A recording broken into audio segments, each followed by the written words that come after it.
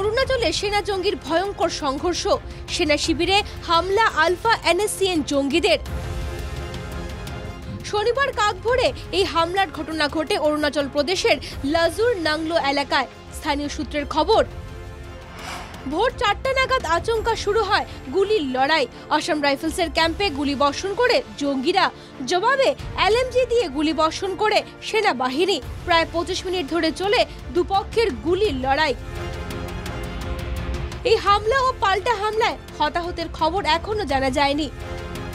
তবে ঘটনায় তীব্র চাঞ্চল্য ছড়ায় নাংলোতে। বর্তমানে গোটা এলাকায় চিরুনি তল্লাশি চালাচ্ছে সেনা। উল্লেখ্য, কিছুদিন আগে মায়ানমারে 4টি আলফা শিবিরে হামলা হয়। ইসরায়েলে ড্রোন দিয়ে হামলায় মৃত্যু হয় কয়েকজনের। নিহতদের মধ্যে ছিলেন আলফা স্বাধীনের 2 নেতা। এই হামলার জন্য ভারতীয় সেনাকে দায়ী করেছিল আলফা।